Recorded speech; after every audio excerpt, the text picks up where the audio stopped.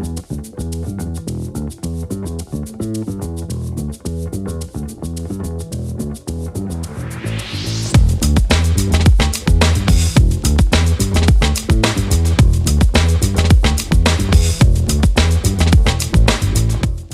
to Cashflow Savannah. This is podcast episode 8. I can't believe we made it this far. Podcast Savannah. Cashflow Savannah is brought to you by Sid Was Here. Do you ever wonder who Sid is? Sid is actually a squirrel. I am a weirdo and I name all of my companies after squirrels. And Sid was the first squirrel that my son ever rescued. So if you'd like to hear the story about Sid and her many descendants that have passed through, it is on our website at the bottom of the homepage at www.sidwashere.com. Chandler, how are you today? Are you doing okay? Yes, I am doing great. I can't tell you how many people have asked me about Sid. Oh, really? It's here. It's like, go to our website. That's right. No, it's a great story. And I Yeah. don't like boring. Like I see a lot of very boring names of companies and I'm just like, eh. And even though it's a little bit odd, and I'm also a little bit odd, but people remember. I'll go to conferences year after year and they'll be like, oh, Sid was here. I remember the squirrel lady. And I'm like, yeah. So, I think it's always better to be memorable than to be boring. So yeah. Catchy and unique. Absolutely. And I have to say, squirrels are everywhere. Every time I'm looking at real estate, I see a squirrel. And that's the correlation, if that makes any sense, is that I had squirrels in my purse half the time. And then I'd see one out running around when I was looking at a property, and it all works. If you think about it, maybe buzzed or something, it makes sense. I don't know, but that's what we're doing. I see squirrels everywhere now too. So yeah, squirrels are awesome. So Chandler and I are recording this episode in mid-July 2023. And some of the best feedback I've gotten has been about our on the market episodes. We're here to teach everyone and share about the Savannah market specifically. And we are agents here. We're property managers here. We know it well. And we know that you're most likely listening to this episode because you're trying to learn about Savannah. Chandler's been here his whole life and I've been here almost as long. I guess, Chandler, you've been here a little bit longer than I have. But still there's a lot to know. And one of the questions I get a lot from my out-of-state buyers is they want to know about evictions. Well, Chandler is quite the specialist in evictions. How many did we do last year, Chandler? In 2022, how many evictions did we do? Do you know? I helped you with, what was it, 3, 4, 5 maybe?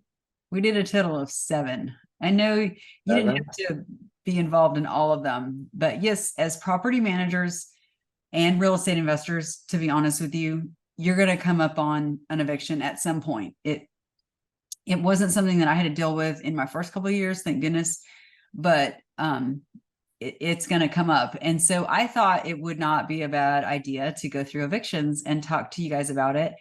Especially for the people that I work with from different states where it's almost impossible to evict a tenant. Georgia is actually a very landlord-friendly state. And so we had some info printed in the Savannah Morning News recently that caught my eye, and it made me think, oh yeah, we should talk about evictions. And I didn't know these statistics. The first thing that they said that caught my eye, which I don't know to be true, and I haven't had time to research it, so forgive me, but it mentioned that there was a 2-year moratorium on evictions due to COVID. I don't think that's accurate. I think it was, I'd have to check, but I think it's state by state. I don't think that was a federal thing, but I think it was less than a year, honestly, because we started last year, mid-year, and it was, just a little over a year since the COVID shutdown. So I think that's a little different for us because we opened up pretty soon too. Georgia was one of the first to open back up full-fledged. That's true. We never had a mask order in Georgia. Short-term rentals were shut down for 30 days. That was a very stressful 30 days, may I say. I thought for sure I was going out of business, and then I just got to work and figured it out. But that was very stressful. So there was definitely a moratorium, but there definitely is not one now. So I just wanted to say that. It said in the Savannah Morning News, which I thought was very interesting, in 2022, Chatham County had 8,935 dispossessory notices. And they said that was about 15% of the renter occupied units in the county. And then their prediction for 2023 is about 9,700. So those do seem to be going up. We don't know if it's due to COVID. We don't know exactly what it's due to, but those are the numbers. And I thought it was very interesting. Again, every state is very different. Chandler and I can only talk about Savannah, Georgia, essentially. I mean, I can't talk about Atlanta, but we're in the same state. So I'm assuming Georgia's around that. But what I'm seeing is that it's taken about 60 days max for an eviction. Do you have any thoughts on that timeline, Chandler? I'll start from the beginning. With the first eviction I went through, I was I was scared, to be honest. I was like, I don't know what to expect. Like, you kind of hear the stories. Yeah. Um, After going through it, it was pretty easy and simple. I think for you it was more of the paperwork and getting that all squared away, and then once you send that in, Right. everything else is pretty easy. Like, and when we went into court, it was like you said, it seems to be more landlord friendly. Mhm. Um, We never saw the tenant win ever, did we? no, This is our experience. We are not lawyers. We yeah, don't tell you that we are, but they we went. went in without a lawyer, Yep. and Well, but and yeah, Chandler, it was pretty quick. it was quick, right? It was less than 60 days. It just depended on how much the tenant fought. But our first 4 evictions, it was a property that the owner purchased, and that they purchased the property under distress. And it was a very tired landlord, and the tenants had not paid rent in several years to the prior owner. And Mhm. then the new owner, who we are affiliated with, purchased the property and offered to keep the tenants if they paid rent. And the tenants, all of them, declined the opportunity to stay in their homes. They appeared to really believe, that it was their home. It just, I don't know. There was very much a disconnect there as far as understanding their rights. Yeah. And we tried to inform them. We dropped notices.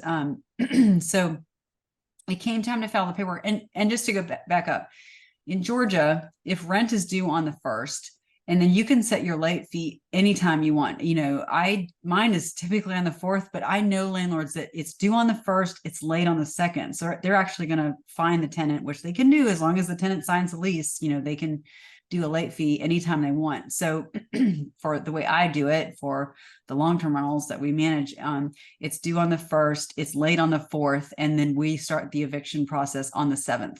And it's called a dispossessory notice. And so when I went through it this past year, of course, people kept saying, get a lawyer, it's so much easier. And I really was adamant. I said, no, I'm a property manager. I'm a real estate investor. I have to know how to do this myself. It wasn't necessarily about the money. It really was the timeline. And the other thing that I had on my side, which was huge, of course, it really depends on the owner, but I knew the owner was not ready to rehab the property. I had some room there as far as time. And that gave me a lot of confidence to say, look, I'm gonna figure this out. So to be honest with you, the first 3 dispossessory notices that I filed, I've tried to do 4, but I messed up. It's a long story, but I actually filed them wrong. You can file it to where the tenant pays all the court costs. And the first one I did, we paid it. And, that was my learning curve. So you file that dispossessory notice, and then for the tenant to turn that off, they would have to pay that filing fee and also the rent, which of course did not happen in this case. So as soon as you file, they're going to send a letter to the tenant at the property, and the tenant has 7 days to respond to that letter. Okay. And it's an official court document. I don't know if it's delivered by a sheriff. I did read about this online before we started, and it didn't say, but they are notified in writing. Of course, we had already told these tenants as well. Like, we actually wanted them to stay and continue paying rent is what we wanted. It didn't happen. So they were served with a notice. So 2 of the 3 responded that they wanted their day in court, which they have every right to do. 1 did not respond and was automatically evicted because legally we won the case on that one because they did not respond. Well, once we got in that unit, we've discovered that no one lived there, which we didn't know. The owner had never even been inside. So we won that one really quickly, which was good. but then the other two came to court. And that was the, I don't think you were at that first hearing, Chandler, but anyway, the judge is going to hear their side, and then the property manager or owner, gives their side, and then the judge makes the call. But typically, the biggest two main reasons that you can get evicted in Georgia, and I would assume anywhere else, is if you do not pay rent, or if you're doing some illegal activity in the property. As a landlord, if I know they're dealing drugs, or maybe there's a prostitution ring. I mean, I have no idea what we could think of, or maybe if they're running a business, honestly, if it's a neighborhood and let's say they're repairing cars and it's not legal to be done there, I can go in and say, Mr. Smith, you can't be running this business. I'm very sorry. You need to stop. And if he doesn't stop, because I have proof, I maybe have photos or something that he is running a business, I don't know, or doing something illegal, I can evict based on those grounds. So that's really what the judge wants to know is what's the cause, how far behind in rent, what are the fees. After COVID, there was quite a bit of rental assistance. And so I know that was very helpful, but that is all kind of stopped. But they tell people, if you get served with an eviction notice, you've got to get on it and go get that rental assistance, because it is there. But if they don't, they're on it, they're on the clock. So they basically have that 7 days to respond, and then they're going to be in court within that first 30 days. And then once the court is over, then the judge is going to rule either in the favor of the landlord or the tenant. It's typically the landlord, you just don't know. But then you have 30 days to get with the sheriff, and then the sheriff is going to help you escort the people out of the property if needed. And I know you were there the first time. We've done several of these now, Chandler. How exciting was that move out? Can you kind of describe moving out under duress with the sheriff in front of you? Not behind. The sheriff is not in the back. The sheriff is in the front, may I say. I was a little nervous, to be honest with you. Yeah. The sheriff was too funny. It was a lady, and she bangs on that door. I don't know if you remember. She banged on the door, and she is pulling that gun out. She is pulling that gun out and walking through that property, and we were like, it was awesome. It was awesome. She went ahead and she cleared the place, and then we could come inside. Yeah, so we can't go in until she's cleared it. And luckily, we didn't have to move too much out of there. Describe that process, though, Chandler. Why did we have to move anything? What was the plan there? So you might have to remind me, but isn't it?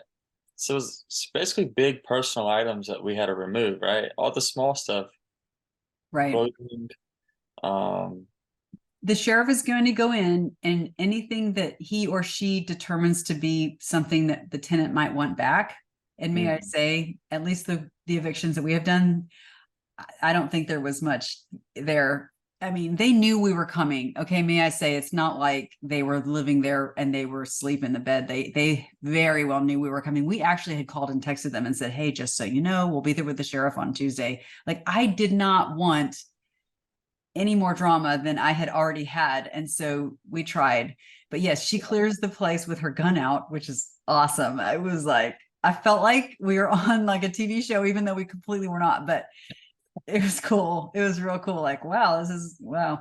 And so, man, she kept pointing at stuff, and the smell was not that great. And so every time she'd come out and go, I want you to take this to the curb and that to the curb, we'd have to hold our breath and go pick up the item that she mentioned. And one thing was a couch. It was a pretty heavy couch. And so we had to pick it up, remove it, and set it on the curb, which would allow the tenant to come back and retrieve the item. Now, we don't have to guard it or, be in any way responsible if someone else chose that very expensive item.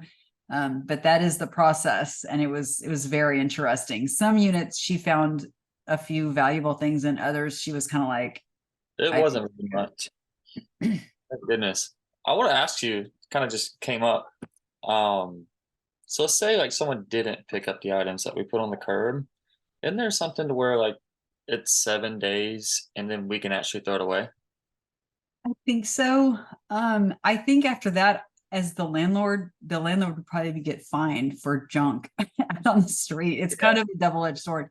But this is super random. Okay. And I know this to be true because we were in this neighborhood a ton.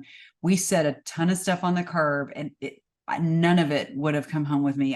You had a 3-legged coffee table and a very worn, chair and couch. But there was a guy, I don't know if you saw him, Chandler, but there was a guy that came by in a truck and he took most of it away. And again, we don't care. We're pretty sure the tenants didn't want it. That's why they left it.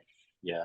And I They mean, got everything they wanted, and yeah, I was concerned that their junk was now our junk, and it kind of is, but we really didn't have to deal with it much. Once it hit the street, someone moved it somewhere. yeah. And I found that to be, I was shocked the guy even wanted the stuff, to be honest with you. Yeah. That was the heaviest couch I've ever picked up. Was it a sleeper sofa or something? It I was think it very was, heavy. I think he tried to fix it like himself, and he put like a big piece of plywood in there, so it was just beat up. Man, it was tough. If anyone's interested in seeing what the units looked like right after the tenants were removed, or really not the tenants, but their final things, it is on social media. If you look at Sid was here 912, we did some video, of it.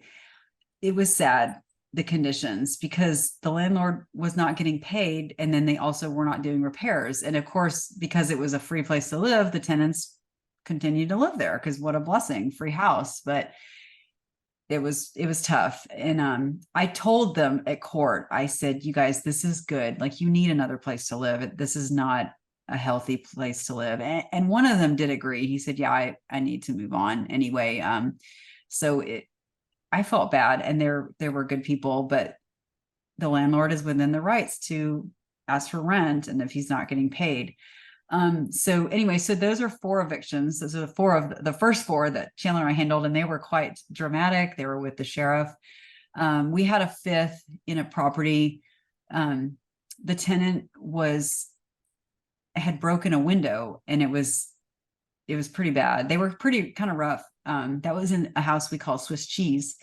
And if you're interested, there's also video of Swiss Cheese on our social media. Sid was here 912 on Instagram. And so they replaced the window and then removed them out from rent. And we said, first they asked us to fix it. And we said, you broke the window, and we, that's not in our repair list, like that you broke it. So you have to replace it. And so they did replace it, but then they removed that amount from rent, and they were told, we didn't approve this. And so they then quit paying rent and they were evicted, but they did not respond to the sheriff's order. They ended up just leaving on their own. So that was number 5. Number 6 was quite interesting. Number 6 was a squatter. I think you were out of town that day, Chandler. You missed all the action. It was Time for a couple of evictions. yeah, you're smarter than the average bear. Chandler kind of smells the trouble coming, and he's like, I'm gonna head up here for a few days. I'm just kidding. But this was so many police officers, God bless them, that showed up. It was actually in Rincon, Georgia, which is in Effingham County. It's not too far from Savannah, but we had a vacant property that was for sale by myself, and I had a big sign out front and everything. It had been flipped to commercial and then was not being used. So we got word from the neighbor that there was a squatter. And so the police came immediately. They were fantastic. They, of course, went in first, guns drawn, the whole 9 yards. And of course, I'm just like, oh my gosh, like I didn't know what to think.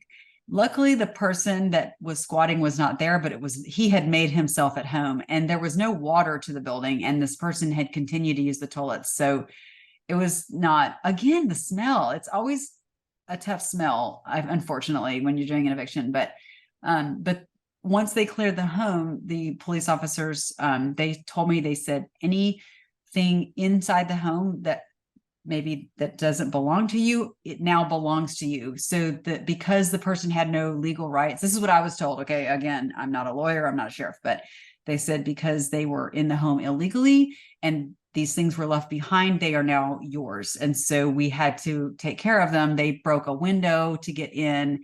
And then what really upset me was that I had my big commercial, for sale sign. He had removed it. I'm assuming he didn't want it to be for sale and he didn't want showings. And I never got the thing back together. I was very upset about that when that happened. But that was really, other than the broken window, that was the only major damage, was that he damaged a very expensive sign. But at that point, the property was under contract. It was going to be buzzed anyway. And, I let it go. So that was our number 6 eviction. Do you remember the 7th eviction, Chandler? It was also on a weekend. I'm pretty sure you were out of town for that one as well. Now you'd heard all about it. I heard about it immediately. Both of those, you called me. You could not believe what just happened. We say that a lot at Sid Was Here. We're always like, you won't believe this one. We do say that a lot. Yeah. What was the 7th eviction? So the 7th eviction was that was an Airbnb, right? That was an Airbnb guest. You will not hear this in many places, but we evicted an Airbnb guest. And I was here kind of going through it. He wanted that entire place painted. Basically, he wanted the place rehabbed. He wanted a rehab. Yes. He was not a nice person, may I say. And with us just being Airbnb hosts, we're like, hey, how can we help you? Do you want to move to the upstairs unit? So we move him to the upstairs unit, and he's just still at it. And he might have finished the story. I think I left after that. I was trying to help him. I met him, actually went in there to try to help him out with I forget what I was helping him out with, but I remember him just telling me, hey, can you come in and paint the baseboards for me? Yeah. Just paint the baseboards. Oh, you can paint the bathroom too. And I was like, I got to reach out to the owners first, but we were not painting that. Well, and he was a heavier set individual. And when he was in the lower unit, he wanted us to expand the bathroom because that bathroom is fairly small. And we were just like, what? And it was a few weeks stay. It wasn't just a weekend stay. I don't mean to say that. But yeah, he wanted the sheetrock, put in, or something to do with all the sheetrock screw. I can't remember. And I mean, it's not like the house was in bad shape, but it's an older home. It's a historic home. So it's not perfect. But yes, he was requesting all kinds of repairs and was very upset when we said, we're so sorry, but we are not going to be doing that. And then he decided that he was done. So he went to Airbnb. We manage, just so you're aware, we're property managers. So we manage a lot of these short-term rentals, and usually they're wonderful guests, but this one was not. And so he called Airbnb and he said, of course the place is a total dump and he can't live there anymore and whatever. They always say that. He said, I'm done. I'm leaving. I'm canceling my reservation as of today. Well, it happened to be a Friday. And at this point, this man had cursed at my staff. Once is too many, quite frankly, but I mean, over and over and over. And I flat out had told my lead customer service agent, I said, block his number. He will no longer call. He needs to message through Airbnb or text, but I can't take it when people are rude like that and she's doing her best, but what's she gonna do? Rehab it for him, So I was pretty frustrated. So he said, I'm out, I'm leaving. So he cancels the reservation on a Friday, which means my owner is no longer getting paid. So, we're assuming he's leaving. He won't leave. So Saturday we discover he's still there and we're like, you have to go. And he said, no, I don't. And we said, yes, you do. You have to leave. And he said, no, I don't. I have COVID. This is what he said. And I said, I don't care. Like, you will be leaving because you have not been paying. Of course, he was not willing to continue paying. And the owner was aware of all this. The poor owner was just so upset. Understandably, I would have been as well. So I said, okay, I know my rights. And with short-term rentals, these guests are falling under the hotel laws. This is not a long-term guest. They have no squatters' rights. None of it applies to them. Thank goodness. So I immediately picked up the phone and I called the City of Savannah Police Department and I told him, I said, we have a short-term rental guest. I had all of my details. He stopped paying as of yesterday. As of yesterday at 10 a.m., he is now a squatter, and we're now over 24 hours past when he should have been gone. And so they said, no problem. And they sent 2 officers down and I met them. And boy, he was much nicer to the officers than he had been to our staff, but he was not happy at all. And it was funny. I have a doctor friend and I had said, of course, we're past the time when a COVID excuse would really do much. This is just very recent. And I said, how easy is it to fake a COVID test? Because I was a little bit worried about that one. And this doctor said, nearly impossible. And I said, okay, good. As soon as I knew that, I said, I can get this guy out. So I called the police. They met me down there. And of course, again, thank God, they go in first and they spoke to him. He really tried to come at me physically, and they held him back. I mean, this guy was just mean as a snake. And they told him, they said, you have no rights. This is technically a hotel. It's a licensed short-term rental, short-term stay. And they removed him, and they did allow him to get his things out under their supervision. It was traumatic just because he was so mean and vile, but he was removed. So we did our first ever short-term rental eviction, and I am here in one piece. It was scary. I'm not gonna lie, like it was really scary. Those seem to be a little bit easier with hotel laws though, because you can kind of just Yes. send things right out. And Yes, but yeah, speaking of the COVID thing, the other tenants pulled the COVID. that's Uh, true. they tried to pull the COVID as well, but like you said, it's hard to fake a COVID test, so we were good once that happened. That's true. Chandler and I, we were in court for the fourth long-term eviction, and the tenant did not show up. And she called the court that morning and said, "Oh, I have COVID." So the judge called Chandler and myself up, and man, he was scary. How scared? How scary was that guy, Chandler? Like, He was not having it. oh, he tore some people up before we got there. And I Mhm. promise y'all, Chandler and I were like, yes, sir. No, sir. Yeah. I mean, we were on our absolute best behavior. Like we had never done anything. Oh, he was scary. He And he was. told us, yeah, I was about to pee my pants. I've never been so scared. And I understand how powerful judges are, and I would never disrespect one, but that guy, I was not going to play with that guy. And so he called us up and he said, your tenant called the courthouse and said she has COVID. And so, I guess there is something going on with the courts to where if they can prove it, then they will give them another trial date. And he informed us of this. And of course, Chandler and I were like, yes, sir. Yes, sir. We had nothing to say in response because we knew we did not want to get like killed or thrown in jail, or like I was imagining all these terrible things. So he said, I have given her until 5 p.m. today to show proof of COVID. And if she does not, show proof, you automatically will win. And that is what happened. She did not show proof. And we were then able to call the sheriff right afterwards. So yeah, I forgot. Thank you for remembering that. Yeah, that reminded me. Then we had another. I kind of bring up this almost eviction. So well, we can't. We had an owner go through house, 2-bedroom house. So it sleeps 4 people. And she went through with a maintenance guy. She wanted to get some work done. And she was like, there's 6 people in that house. We need to evict them, evict them, evict them. And she was just not having it. And you have to brush up on this. You send her an email. It's like, hey, we can't evict. They're paying. They're doing everything right. We can charge them extra for per guest, but you can't evict somebody if they're paying, doing everything right. Right. Yeah. She was very upset that we were not evicting them. And first of all, Mhm. she shouldn't have been in there. I never ever recommend that an owner walk through a home with guests there.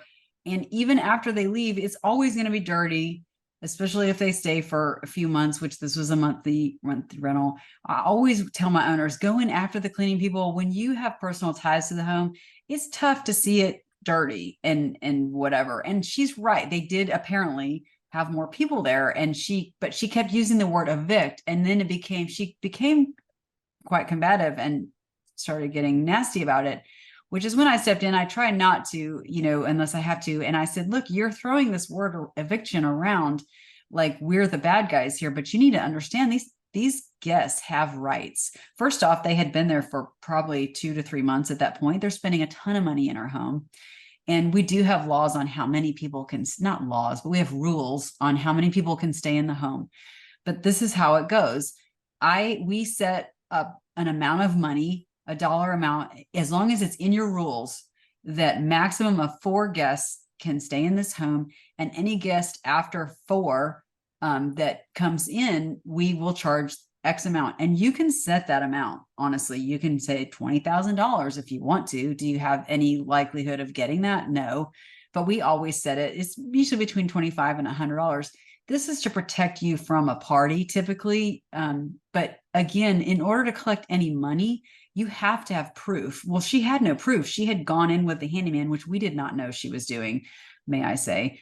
And we need, and we can't go into the house when the guest has it booked, and we don't snap photos of an air mattress. Like we don't do that. No, do not do that.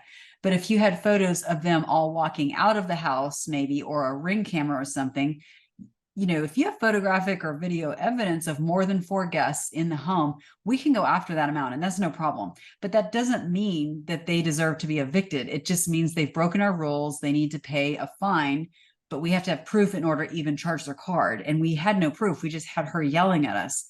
So I did inform her of the rules. I said, they are not breaking the law to my knowledge, and they have paid rent. And unfortunately, I understand you are upset about this, but they also have rights. And the people left, like there was a little bit of damage. That's very typical in longer stays. We handled the insurance claim.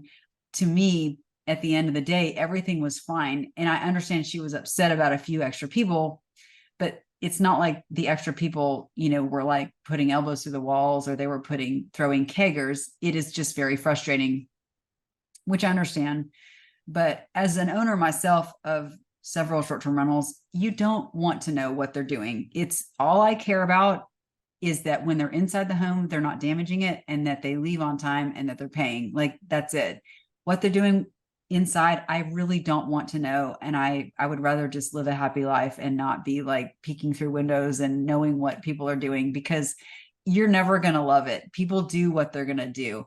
But I want to go through the home after the cleaning team finishes, and it usually is right back to normal, and I don't have to know anything. So that's really my advice. No, we do a pretty good job of getting it back, because Absolutely. we rely on reviews too. Like, we don't want a 4-star review. We have to get 1-star reviews, so it has to be perfect. But yeah, I know a lot of owners like, hey, can you like sneak into the house and get this for me real quick? Not sneak in, but like ask the guest. And I'm like, no, I like to stay away from the guests as Right. far as possible. I just don't want to bother them. So yeah, anytime they ask me, I'm like, sorry, let's just, as soon as I get out, sure, I'll do it. But I just don't want to be bothering them 2-3 times trying to measure a tub. We can do this after. So Yep. Well, and you have to put yourself in the guest shoes. I mean, we're not charging $12 a night for these rentals. They're paying hundreds of dollars, and in our 30-day or more, our long shorts, they're paying $4,000 to $24,000 to stay there. They deserve their privacy. Again, as long as they're not damaging the home, we don't want to disturb them. And we had this one property. Don't roll your eyes, Chandler, but it sold twice, maybe 3 times while we were managing it, and it had 6 units. And it was so stressful on the guests. And I completely was on the guest side. I mean, first off, you have showings, then you have inspections. Horrible. Like, people don't want anyone coming in. I'm sure you don't want anyone coming in your house. Even if there's a guy working in my house, it's just it's uncomfortable to have a stranger in your home, and we want them to feel like it's their home. I do want to address one question I've gotten so many times. We had a huge session about this at Bigger Pockets last year. For the 30 days or more, the long shorts, we get a ton of people that ask, what if they squat? What if they stay after their session ends? How many evictions have we had on our long shorts, Chandler? This is one of our specialties. we haven't had any. We have had exactly 0. And how much on average do we charge a month for a month-to-month executive, what do they call it? A medium-term rental. What's our monthly rate typically? Sorry? $4,000 to $5,000. 4 to 5 to 6 to 7. Exactly. We have one in Richmond Hill. It's a very large house, $7,000 a month. If you want to rent, it can rent shorter term, but we've had many people rent it for 2 to 3 months. Anyone that can drop $7,000 a month, even $4,000 a month, they don't want anything to do with the sheriff coming through. They don't want any trouble. That's a professional. I mean, we've just had 0 issues. They're just middle-class people that can afford it, and then they're going to leave. Yeah. The So one thing we came closest to, I will say, and I said this at Bigger Pockets, is we had a guy, he worked in the movie industry. He was staying in a property in Richmond Hill and his credit card didn't work. So Airbnb notified us, it was through Airbnb, and they said, hey, whatever his name was, his payment method has not worked. And so they kept trying to charge the card. And we knew he was paid until I think it was whatever month it was, till the 17th.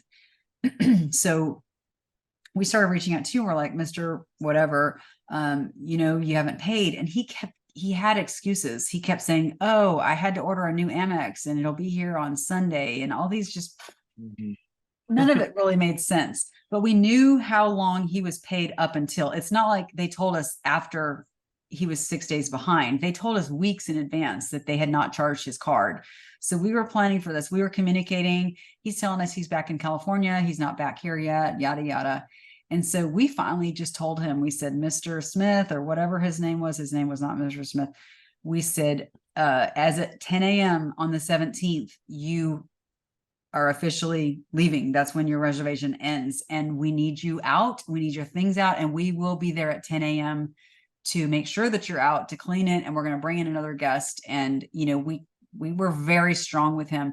And we showed up. I think that was you, Chandler. You got there at 10:30 that day. And what did you find I inside? just started working with you, and Oh, well, is here.